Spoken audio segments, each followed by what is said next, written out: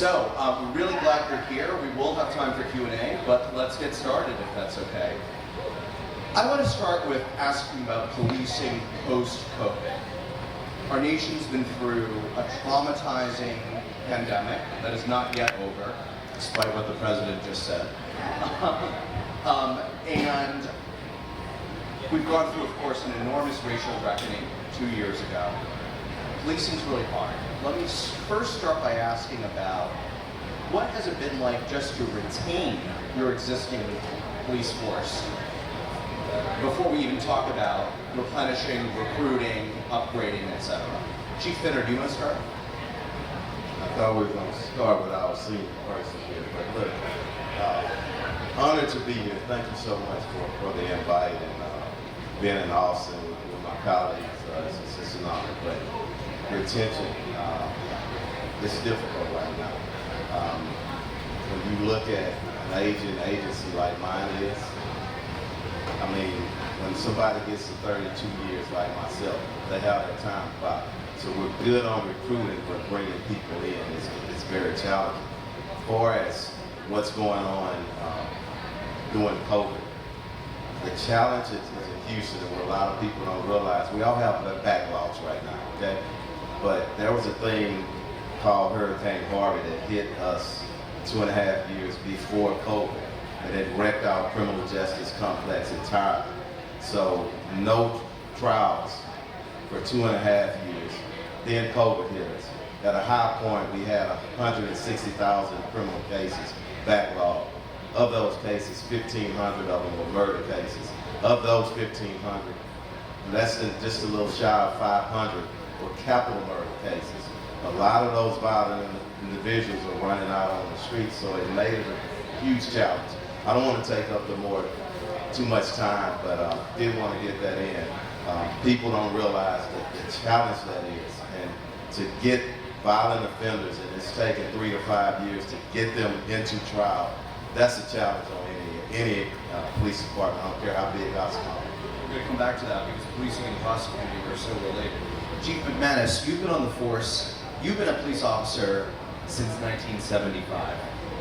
That is incredible. You've obviously seen generations of policing. You've seen, people who had started. I can only imagine the changes you've seen. Tell us about the challenges of getting people to be officers today.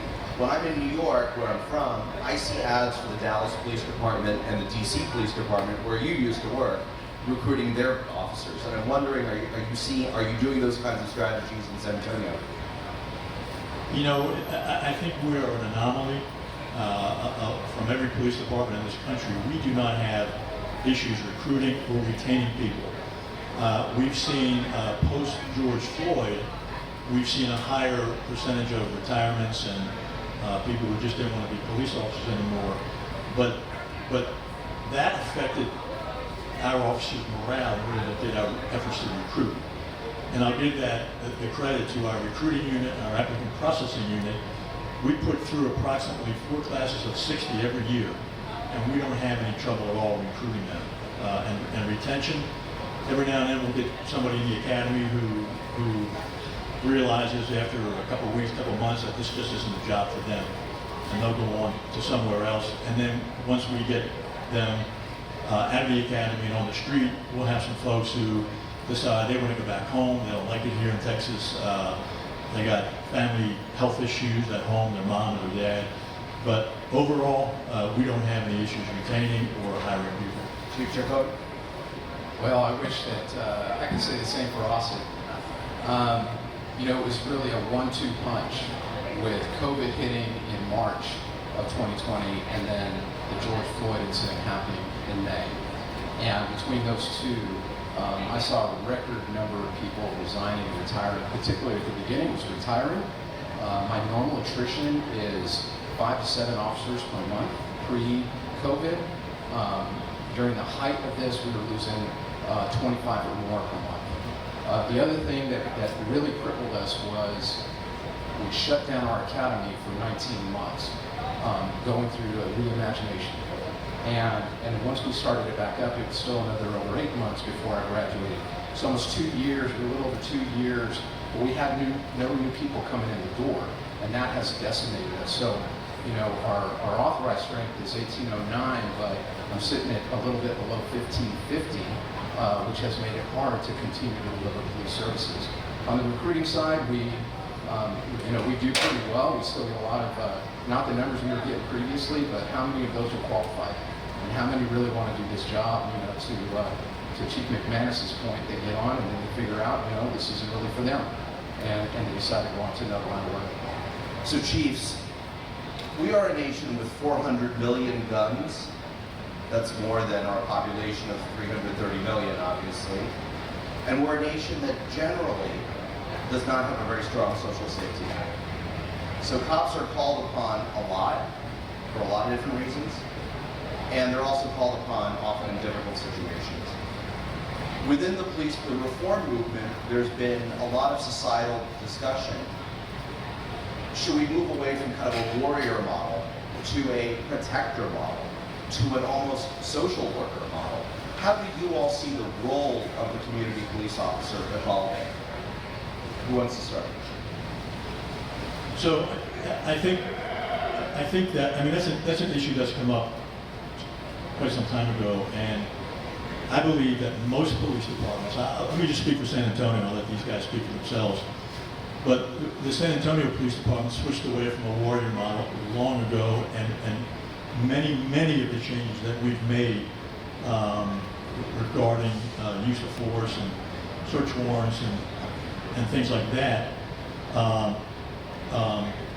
we did them long before George Floyd.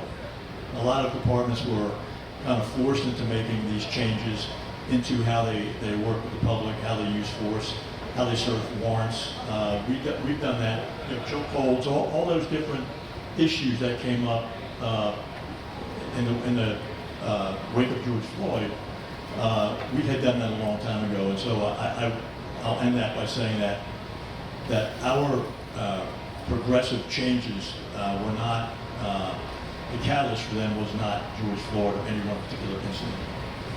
Thank you. Well said, Bill. I like the guardian terminology better. It's the same thing, but we're only warriors when we have to become warriors. And I think that's true with most police, especially major police departments in the nation, because whatever we're going through, we need the public. And if they're going to see us as warriors, that's a block right there that we really don't need. So everything in our training, even before George Floyd, you see a lot of that. De-escalation and all those terms, it became big. But it's been in all our training manuals for many years. So we really have to have those strong relationships. So when I'm talking to our troops in Houston, I really like guardian. We need to be guardians of every neighborhood in the city. Only forced when dictated by a suspect to become a warrior, to defend our lives are more important than the citizens' lives. Just coming off of Chief Finner's comments, I think that for us, we've been headed in that way for a while, but the George Floyd incident really just kind of sparked and put that fire underneath and said, hey, you've got to move at a faster pace. I think that when it comes to the guardian and whether it's a guardian or warrior mindset, you certainly have to, depending on the situation, the vast majority, you're going to be in that guardian mindset. There are going to be times where we have to train to be a warrior, but really it's about changing this us versus them mentality. It's about making sure that your officers know that we don't just serve the public, we are the public, and we're interwoven into the fabric of society, not just something that goes around it. So for us at APD, that has been a strong message and making sure, and we've got lots of programs like our Community Connection program, where we are actually from the ground floor, from cadet training, making sure that people are out meeting our cadets, and that our cadets learn and know the people that they're going to be serving and working with, and that's our community. Tell us more, Chief Tricone, about the overhaul of the academy and of the training for APD officers. So, you know, it's kind of multifaceted. One of the biggest changes was really bringing in, you know, been a training commander, training lieutenants. It was all sworn folks. It was all people who, you know, police officers, and we needed to bring in somebody that really could help train in a better way. So we brought in a civilian PhD professor to be our training manager, and I'm proud to say that now we have 6 PhDs on the department. And you know, what you're talking about, wanting to be evidence-based and data-driven as a department, or in this space, to create adult learning environments and kind of get away from this military-style model academy, that has been the big transition for us. So there's a lot of attention to mental health in America. Unfortunately, the pandemic has worsened really a mental health crisis. I just saw the Surgeon General who's across the street right now, an old friend of mine. And, you know, we're a society that is often lonely and disconnected, partly because of things like these, which can be very beneficial, but also sometimes can really separate and isolate us, right? Which is actually one reason I'm so thrilled you're all here, because I think in-person connection is so important. The nation has now a new suicide unified health line for the country. There is talk about more funding for mental health resources. What are you all seeing when it comes to many, many calls you get, big percentage, if not a majority, that involve, you know, emotionally distressed people? You know, should we have a system where the first person coming out is a mental health counselor instead of a cop?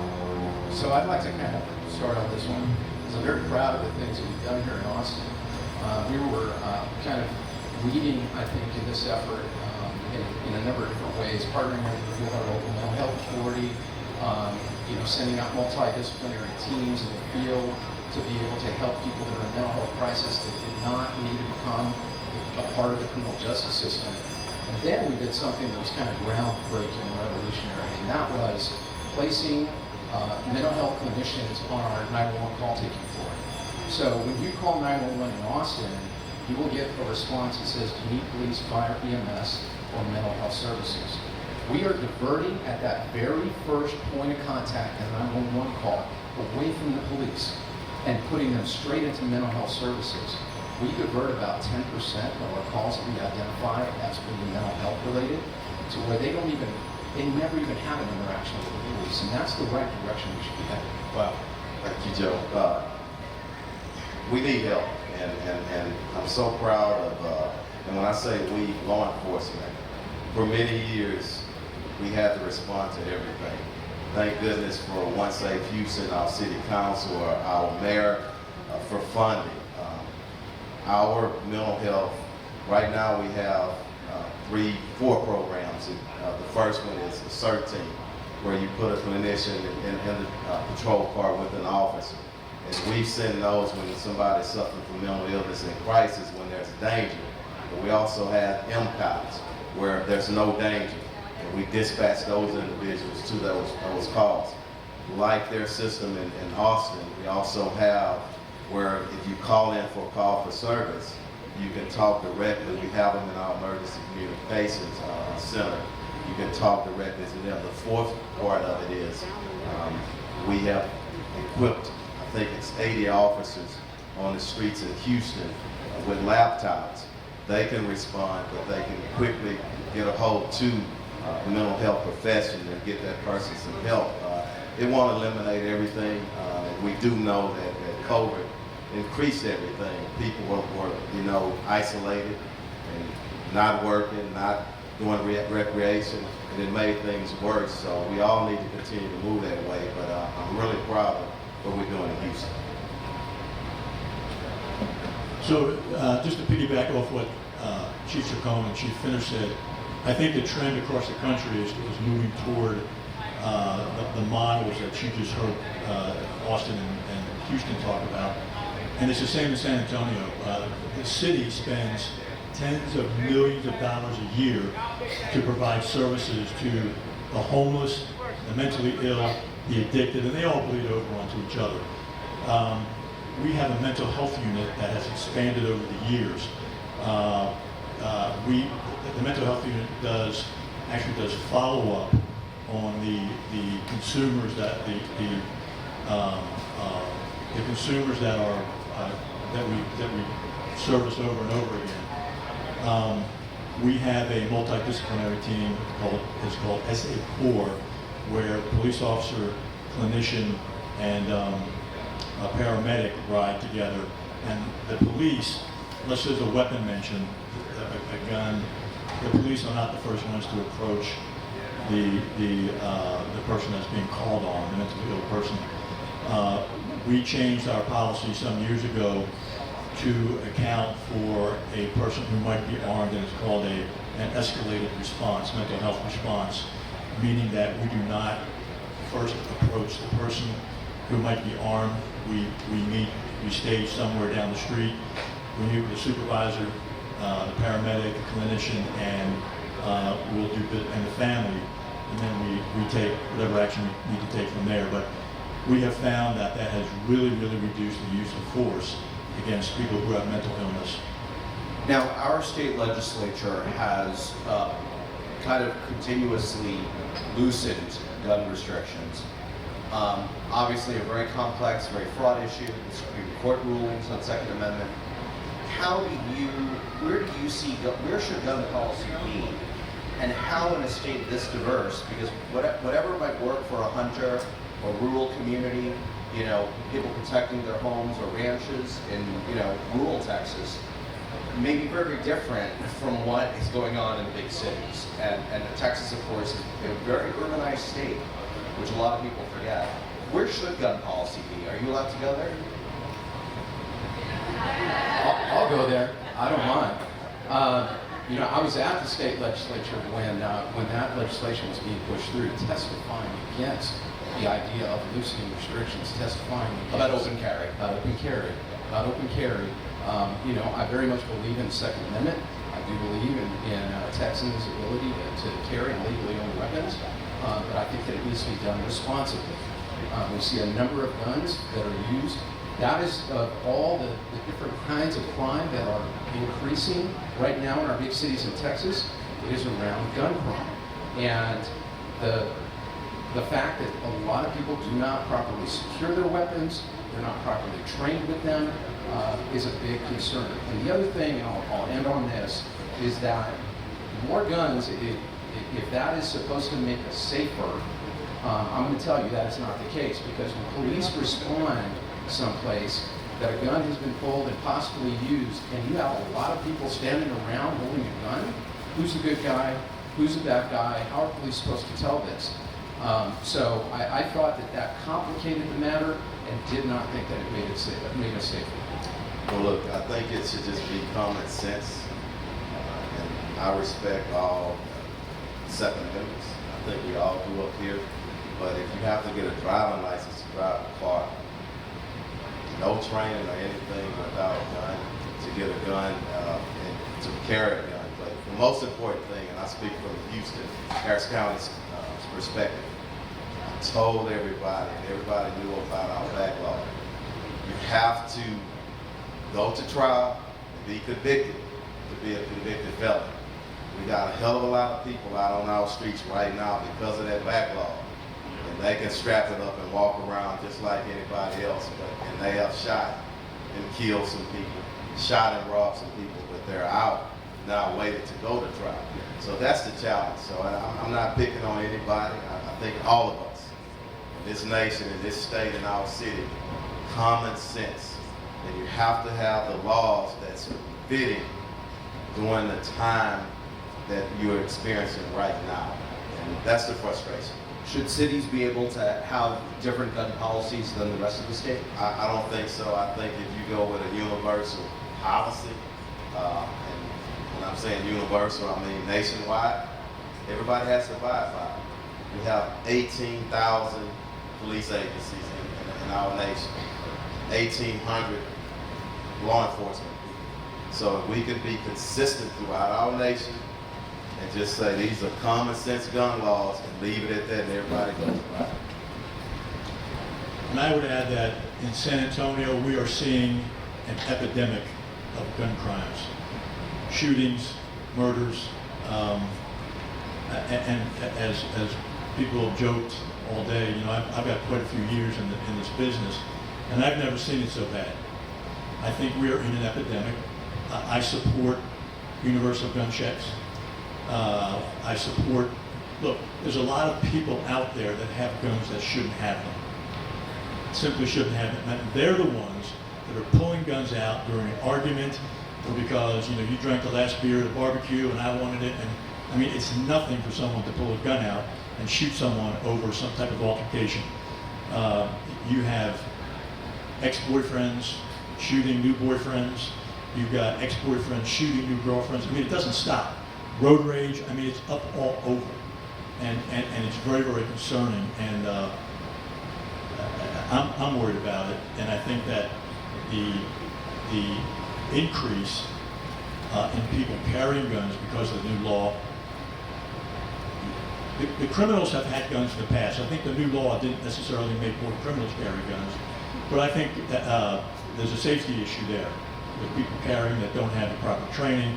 And an 8-hour course, by the way, is not, in my opinion, proper training. If you're a law enforcement officer who does it for a living, you've got proper training. But it's concerning, and it's happening all over the country. And Chief McManus, you're seeing murders. San Antonio is on pace to record its highest murder rate since the 1990s. My sense still is that the U.S. our cities are much safer than they were in 1990 at the height of the crack cocaine epidemic. But of course, historic downturns in violent crime have begun to reverse. Why is this happening? I think a lot of the reasons that have been given, people speculate about why. They talk about moral theories. They talk about the deterioration of the family fabric across the country. And I mean, I guess I could agree with some of them, but I don't know that anybody has a proven reason why this is happening. I'll say it again that people are real quick to reach for a weapon when they don't agree with somebody that they're having a conversation with. And I think that there's a lack of value for life and people's health.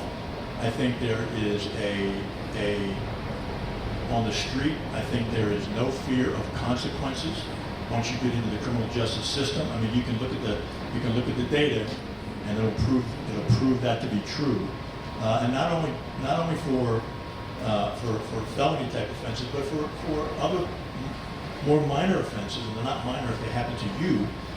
But let me just elaborate a little bit more. So most people, and this is there are exceptions to this.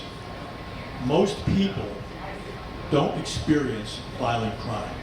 Some do, but most don't. Most people know about violent crime because they see it on the news. If you didn't watch the news for a year, you wouldn't know about most of the violent crime that occur unless it happened in your neighborhood. But on the other hand, you can now look out your window and see the quality of life deteriorating in your neighborhood because prosecution for minor offenses isn't really happening the way it should. I don't think that the criminal justice system is in sync right now. We have to tell our officers, remind our officers, if there's probable cause to make an arrest, make the arrest. And then what happens after that within the criminal justice system, whatever policies are in place, they're not our policies. Let's follow our policies when it comes to making arrests, and we'll let whatever happens after that happens. But again, I don't think that the criminal justice system is in sync, and the people in San Antonio, no matter what community I go to, north, south, east, or west, and I go to a lot of them, they're mad because the quality of life in their neighborhoods is disintegrating.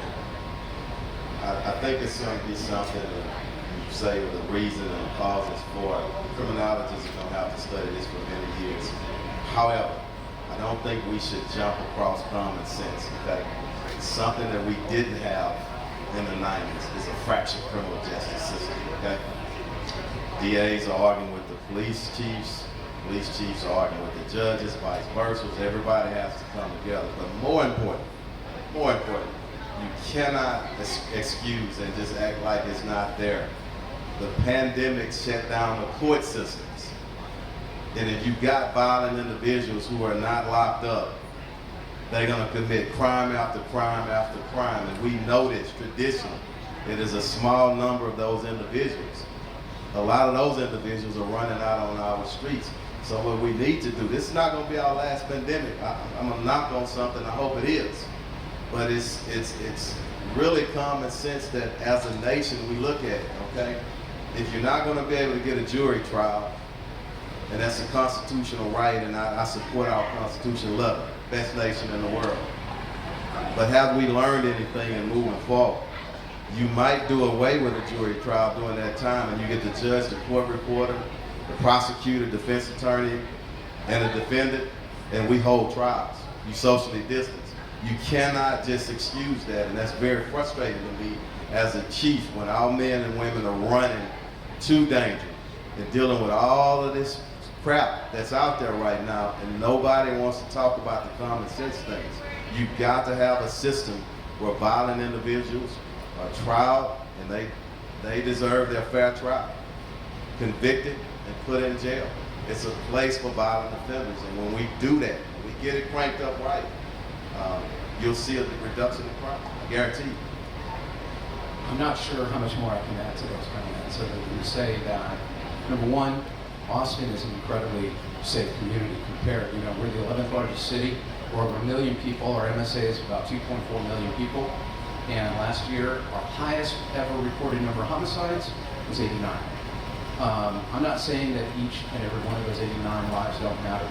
I want to get it to zero. But I know other cities of similar size would love to have that kind of a violent crime rate. Having said that, I will echo the comments that are made by these chiefs that we have a fractured, if not broken, criminal justice system that is not holding people properly accountable. And what I really love to see is district attorneys in this country that are kind of walking, you know, they're walking their talk. They're kind of doing the things that they say, which is holding people accountable and moving the needle on this. And I don't feel like we have that right now. I'm going to come back to the prosecutors in just a moment, but I need to ask a tough question before I do that. There was a critique that broken windows policing and stop and frisk, I know they're different things, but this was the critique. There was too much policing, it caught up people who were not truly violent offenders, and it led to excessive incarceration. And starting in, really over the past decade, there was a movement that said we imprisoned too many people from county jails to state prisons to federal, and we need to do something about it. Was it that we've gone too far in that direction, or was it that we weren't precise enough in what we were targeting? Because that reform movement is real, right? And a lot of folks, have an ambivalence about policing now that I don't think they had a decade ago. We did make some mistakes in our criminal justice system for many years. The problem was we took low-level, non-violent, people suffering from mental illness, people suffering from addiction, and we incarcerated them, okay? I think if you talk to it, and I can speak for myself, I'm born and raised in the neighborhoods in Houston, and people get it mixed up, they get mixed information. But let me tell you, people in the neighborhoods, they want safe communities. Nobody's talking about you not locking up violent offenders, and we need to continue to do that. And we have to watch our tactics and policies on the way in which we do that. If you're arresting people and you're reducing crime just temporarily, and when you just going out, and we used to call those sweeps, it was wrong. What you do, you target those individuals in those locations that are producing the most violent crime. And you explain and you sit down and get in partnership with those communities, and you're going to be all right. But we do have to acknowledge failures of the past in law enforcement and the criminal justice system altogether, and then give people some credit instead of arguing with them. When people said defund the police, yeah, some of them were out crazy. How can you defund the police when we got all this crime? But when you sit down and talk to a lot of these people, they were saying, you know what, I want to defund bad police. And I'm only speaking from Houston because I talk to everybody, all the different groups. So we got to be careful that we are not the problem, but the solution, and talking respectfully and honestly with people. So. I am not in favor at all of stop and frisk. Okay? But I do think that there is something to be said about the broken windows theory. You know, to Chief McManus's point, where you have communities across the country in every city that can look outside and see a deterioration of their neighborhood happening, that emboldens, that encourages people to, and if you have a system that is not holding people accountable, that's a problem. It really just kind of exacerbates the problem. As I've been talking about this issue, the issue that I've been focused on is violent crime. Violent crime. Okay, I'm not talking about low-level thefts. I'm not talking about criminal trespasses, that those people should be in jail. A lot of times those same people are mentally ill. They need help, they need services, they don't need jail. But if you pull a gun and you commit a crime with it, there has to be a level of accountability. And that is what I feel is lacking in many respects. One quick question though, how do you distinguish between the violent and the non-violent? If someone is committing acts of vandalism or kind of intimidating behavior or property destruction, which is violent, but it's not the same as interpersonal violence, how do you draw that distinction? So I think that, you know, when we look at people that are acting out, or maybe they're committing vandalism or criminal trespasses, you know, those are, everything is codified in our penal code. And you have misdemeanors and you have felonies. You've got low level and you've got high level. So that is the way that we break it down. I understand, so each one of those low level offenses that have some victim behind them, they care about them. That is important to them. Believe me, I understand that part. But at the same time, we know that as a country, we are at a point of reckoning, and that things are changing. I'm just saying that we need to be really thoughtful and intentional about how we change it to make sure that people understand that there are consequences for seriously hurting people. You know, I've said for many, many years that we can't arrest away specific problems. We can just, no matter how many people we arrest, we're not going to solve the problem. However, there has got to be a consequence for your actions if you're committing crime. And I would love to go to a neighborhood meeting here in Austin and get a feel for the temperature in the room when we talk about quality of life in neighborhoods, because it's the trespass. It's people wandering onto your porch, stealing your patio furniture. It's people walking into your backyard, breaking into your shed and stealing your chainsaw. When that happens, it pisses people off if nothing's done about it. There's got to be a consequence if you commit a crime. And in today's world, in this reform movement, and I'm not opposed to the reform movement, but if there's no consequence, then the situation just gets exacerbated, and it again, it has people very, very angry. So let's talk about the prosecutors for a moment. You know, we've got progressive prosecutors who explicitly run on platforms, you know, that are a little bit non-traditional.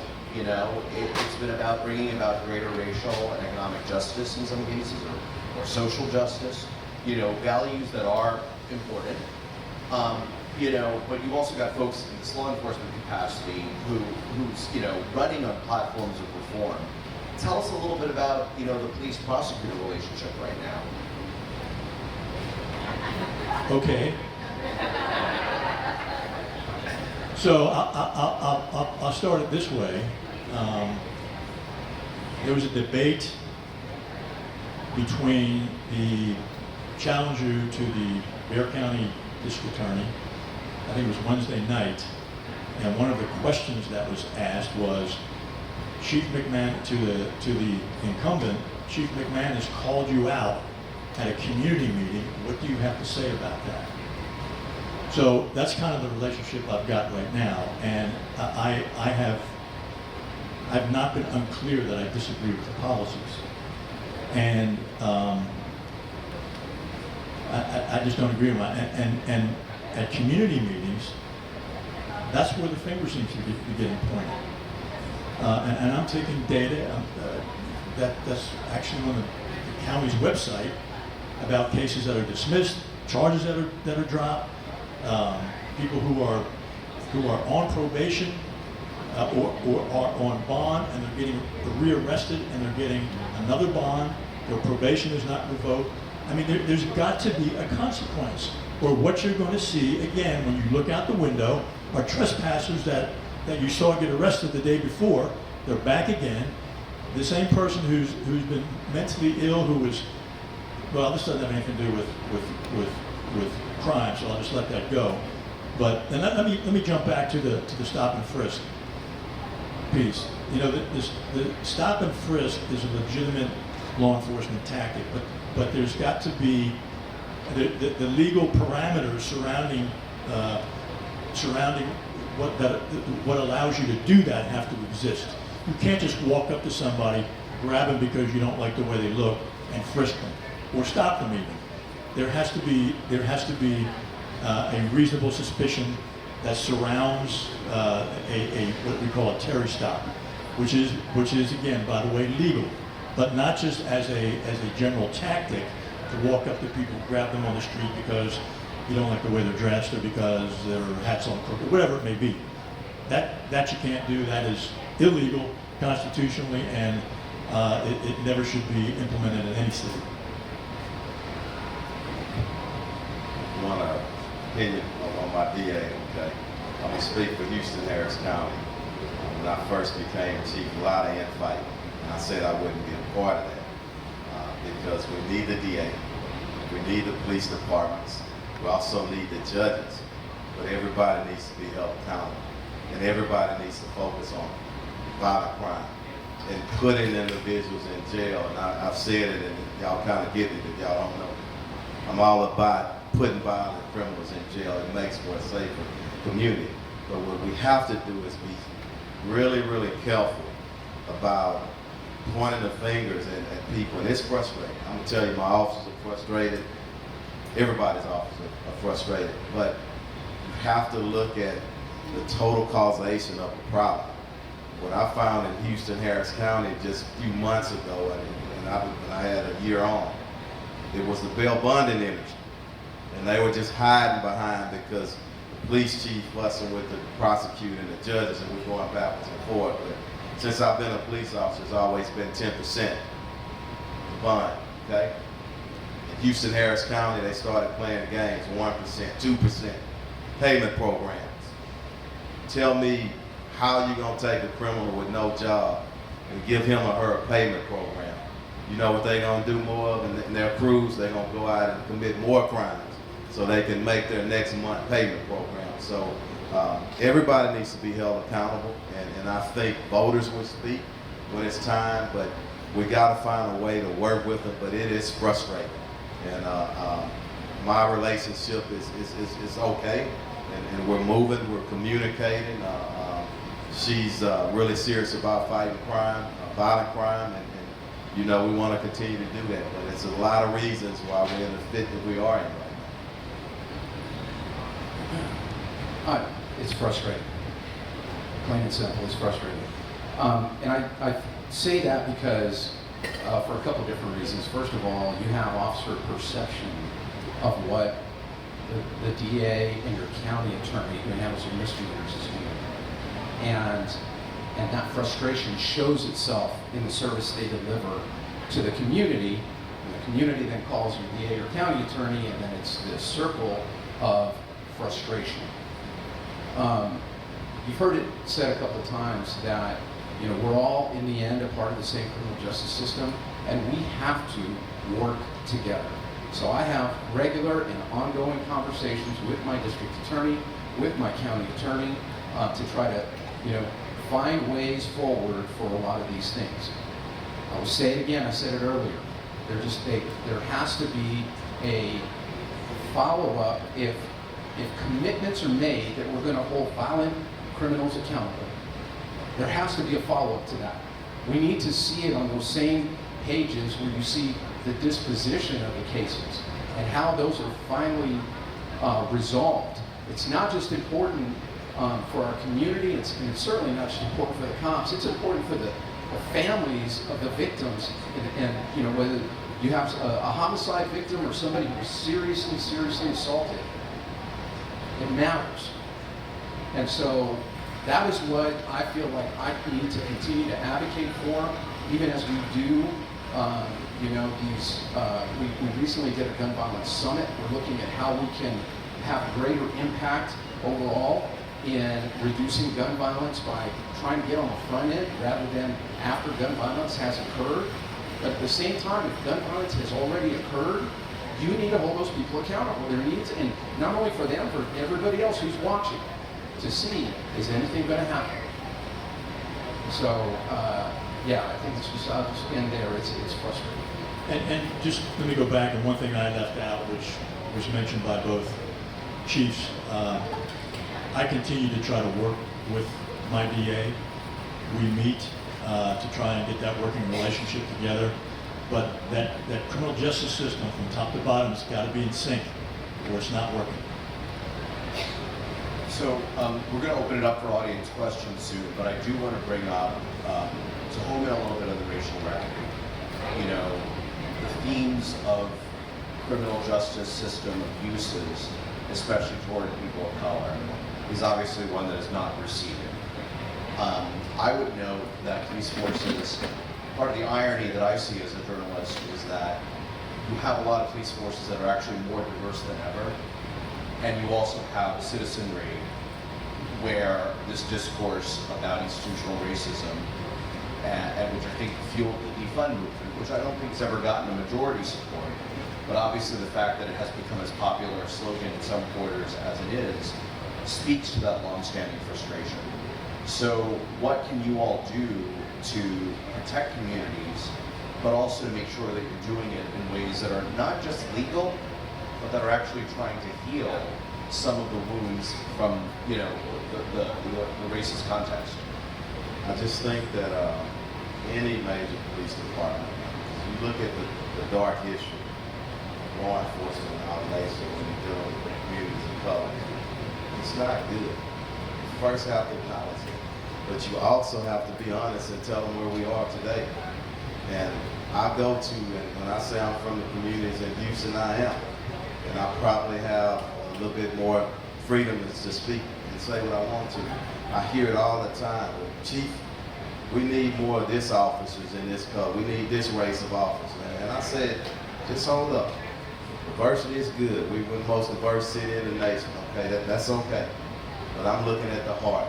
And I also don't want to discount those Caucasian officers, and let me say it, because I say it in my community, that worked our communities of color for 25 years, 30 years, 35 years, never had a complaint, never shot anybody.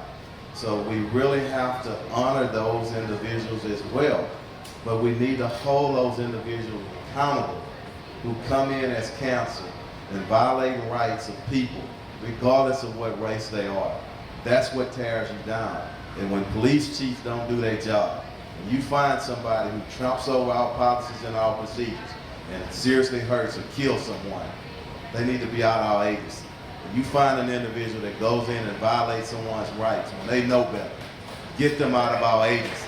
And then you'll see all together us lifting up the neighborhoods, regardless of what the neighborhood is, but we still have challenges. And the first thing you need to do, and I tell anybody that's in law enforcement, if you go to whatever community, if they have suffered from injustice from law enforcement, you better acknowledge that, and you better tell them where we are today and things that we have in place. All right.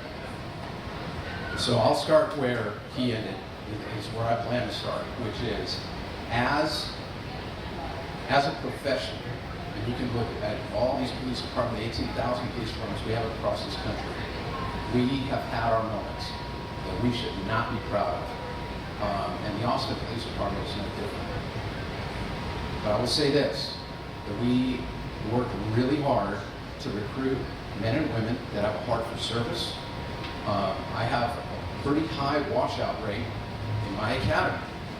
And the reason for that is that we realize that people are not suited mentally, physically, emotionally for this work, and many times it's because you can see perhaps they're doing it for the wrong reasons.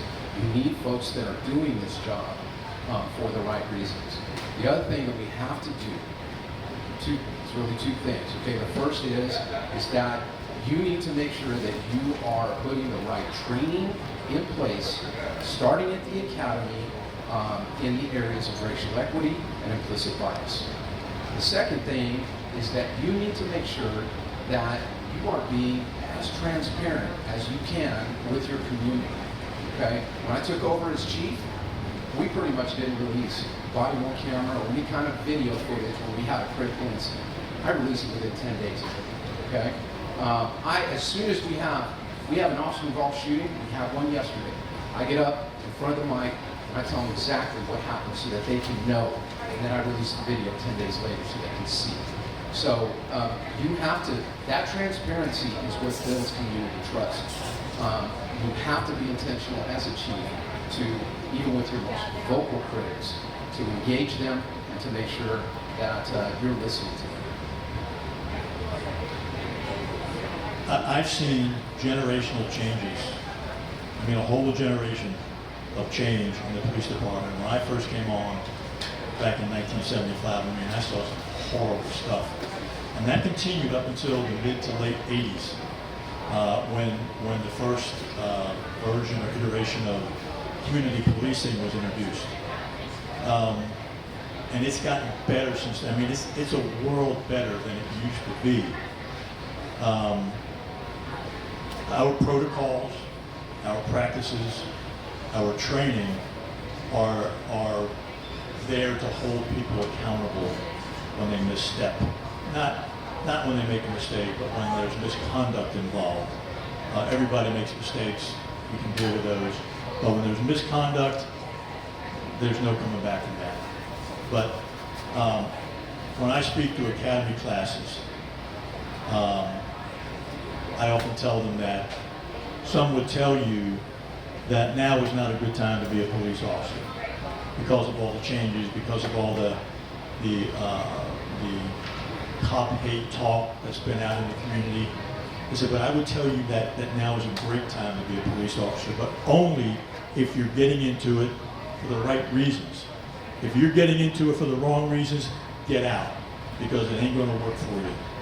But I think between the changes and the programs we have right now, we have an immersion program where we put our cadets, before they graduate from the academy, into the community for a week, and preferably in the community where they're going to be working, so they get to know that community, get to know the individuals that live in that community, and that's been a big boom for us. It's been a real good program, but again, practices, protocols, training that are in place to hold people accountable. I think we've come a long way. One more question before we invite questions from our audience, and please start going to the microphones. And as you do that, let me ask about the Uvalde shooting. This tragedy obviously grabbed the nation's entire attention. It did prompt the first federal gun legislation in nearly 30 years. What have your police forces done in response to the mass shooting phenomenon that seems to just keep plaguing our nation again and again? Well, first of all, let's pray for those victims in Uvalde. It's a tragic situation. Being police chiefs, we will notice one thing. If you're a police chief long enough, something major issue is coming to your system, to your city.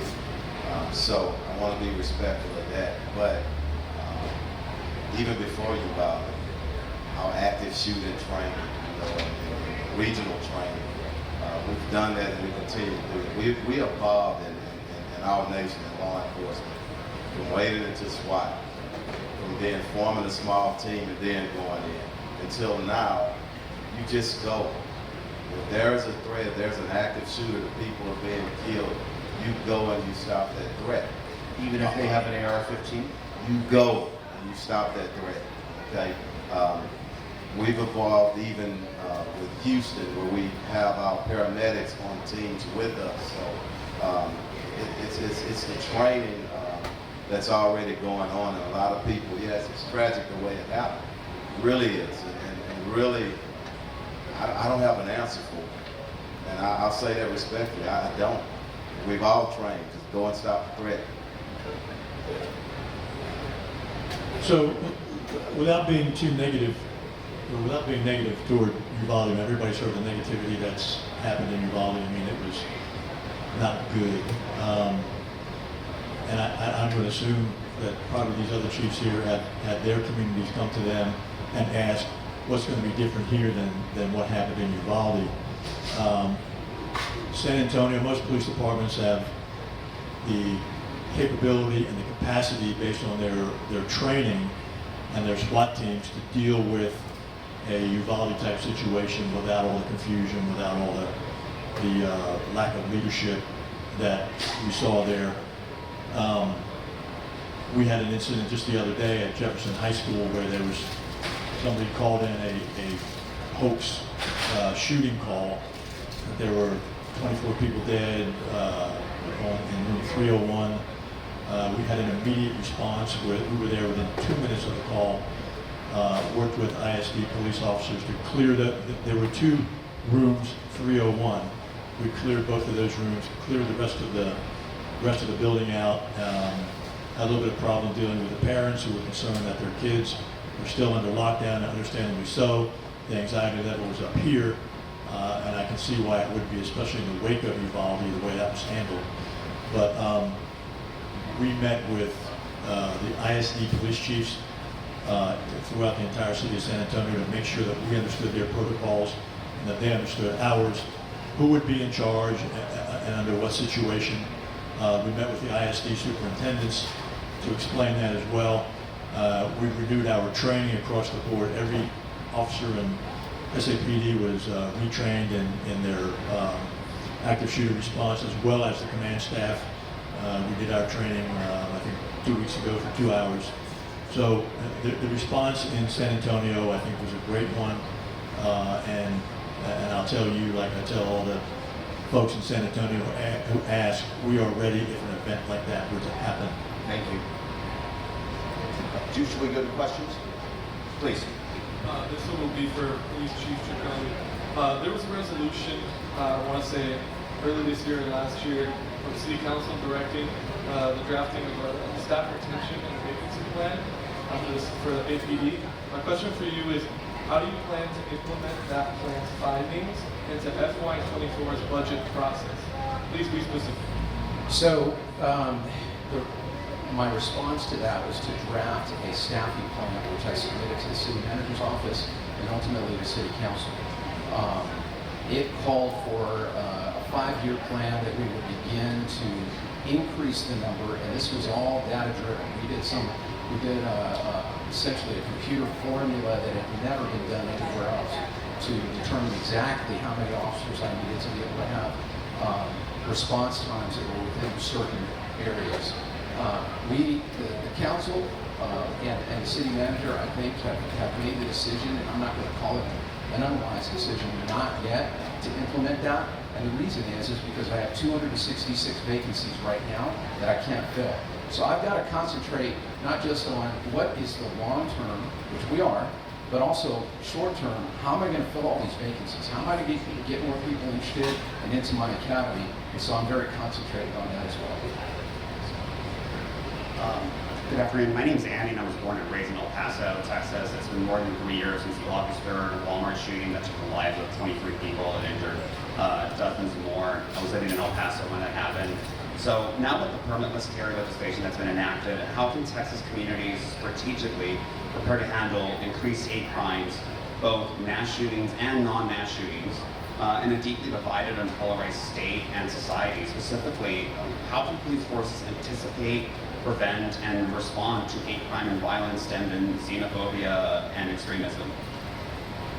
I just think that our biggest force multiplier is citizens. We have to educate, and we have to put our citizens in the mindset. A lot of people go around and you never think something happened to you. You got to get away from that mindset. You have to prepare your family. You have to prepare yourself. What if this happen? You know, what is your plan before police arrive? But any kind of hate-based or race-based crime, We need to send a message to whatever city you are, state, nation, that will not be tolerated. And once it's done, it needs to be prosecuted to the fullest. I think that's the strongest message that you can send. I'll say this from the police perspective. San Antonio was designated as the Southwest Texas Fusion Center maybe I would say about 12 years ago, and that Fusion Center mines data. It tracks data down within the area of the Fusion Center, all crimes, all hazards, no matter what it may be. And if we get, I mean, we track social media to see what's going on. We can geofence certain areas if there's something happening there to read social media to see what's being planned. But the point I'm trying to make here is that unless we have information that something is going to happen, then it's almost impossible. It's impossible to prevent. However, if you look at, if you read the news or people read about people who knew someone who was an active shooter, there's always, the story's the same. I knew he was strange. I knew something was going to go wrong with him. He was a loner. He got these tattoos. He's got bragging about all these guns he's got, but people don't report it. In the case of Uvalde, the nickname for the gunman had been the school shooter, Right. which is such a tragic and chilling. So if you see something, no matter how mundane it may be, no matter how insignificant you think it may be, you have to tell law enforcement, and we will follow up on it. We don't ignore those kinds of tips, no matter how insignificant they may seem.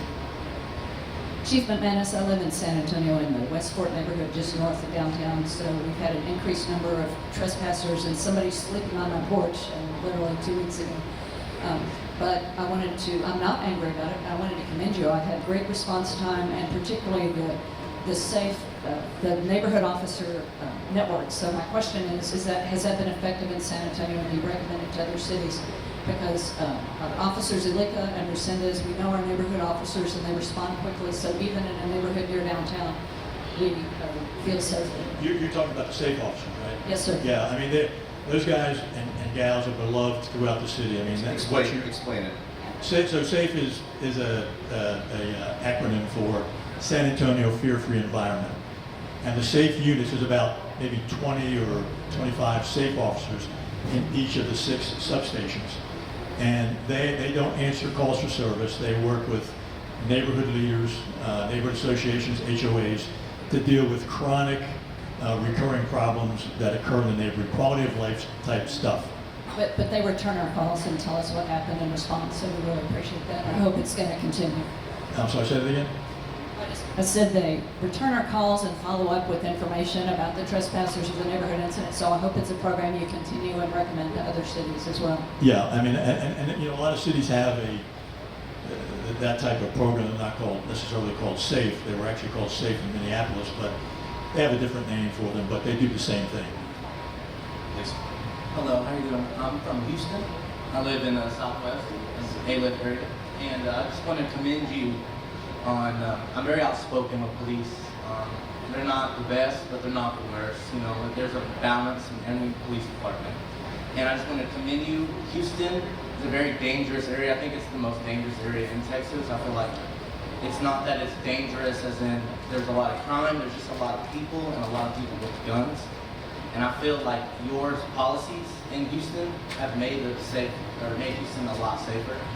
And it's not like there's less killings or less crime. It's just that the response times, there's a lot more police everywhere, and like especially in the Southwest region, you have like a hub out there, and the police officers work there. They understand the area and how the area is, and they police accordingly. And I just want to commend you on that. Thank you very much. I know my people. I was making eye contact with you. I say it's a Houstonian. Thank you, man. Planted him in the audience. I'm just joking. Please, 2 more. Yeah. Hi, Dan McCarthy. I'm a candidate for State House Rep, District 48 here in Austin. There's another profession that often deals in life and death and serious injury, and that's doctors. They are not hindered by the fact that they can personally be sued for doing something even when they think it's right at the time. they carry personal liability insurance. I plan to sponsor a bill that would end qualified immunity in Texas so that unions and insurance can shoulder the bill for rights abuse instead of taxpayers. Would you support it? And let's be honest, why wouldn't you? Qualified immunity. Nobody wants to touch that one. I'll tell you, I'll step up. No, I would not support that. And the reason being is because understand that doctors, and God bless them for doing the hard work that they do, and I know they swear oaths to do it the very best that they can, so do police officers. The difference is that doctors have time to prepare for a surgery, have time to go through medical records and to plan, and before they enter and they start taking some action. Officers are thrust into a situation that evolves sometimes in seconds, and you're asked to make a split-second decision that you will be judged by communities, you will be judged by grand juries, you will be judged by everyone for a split-second decision. So I think that there's a big difference in that, and no, I would not support that. We got to be really careful. We have problems with the exception of San Antonio recruiting. If somebody is grossly negligent or just downright with a dirty heart and doing something, I don't think you're talking about those individuals, but we all caught up in it. So we got to be really, really careful and make sure in our nation we have a system, a support system for law enforcement officers and first responders, so we can still have that recruiting pool. But people do need to be held accountable, including police officers, when they do something that's wrong. And he's not saying I would completely agree with that. If you have somebody that does something with malice or that does something that is clearly outside of policy, they should absolutely be held accountable. Do you all support civilian complaint review boards? I have a civilian. Yeah, sure do. Final question. Hi, my name is Amanda Marzullo, and in full disclosure, I work for Harris County Commissioner Rodney Ellis. So, good to see you. me too. So, in all of these discussions, each of you has talked about crimes that people commit while on pretrial release. Would you support abolishing cash bail? No, I think that everything needs to be looked at on an individual basis, okay? We're in a system where it should be a system of fairness, but let me answer it by this. We got to get back to the system where sometimes we forget about our victims right now, and it's so much geared to, well, this suspect has this right. Everybody should have rights, but you know what, in this country, the first thing we should be looking at, what is the continual threat to society? How is that family member feeling? When somebody's victimized. If it's your brother or your sister, how do you feel about it? So, But I guess just to push on that a little bit, what I'm talking about is getting rid of a system where someone can purchase the right to be released. That doesn't make someone safer, does it? yeah, I just think I don't want to go from one extreme to the other, okay? I think there's a time and a place for a cash bond or whatever, and sometimes it's not. Sometimes people just like, look, based on your actions, based on the crime you committed, based on the history of you committing violent crimes, keep your butt in jail. So, all right? All right. Thank you. Chief McManus, Chief Finner, and Chief Chacon, thank you all so much for taking the time.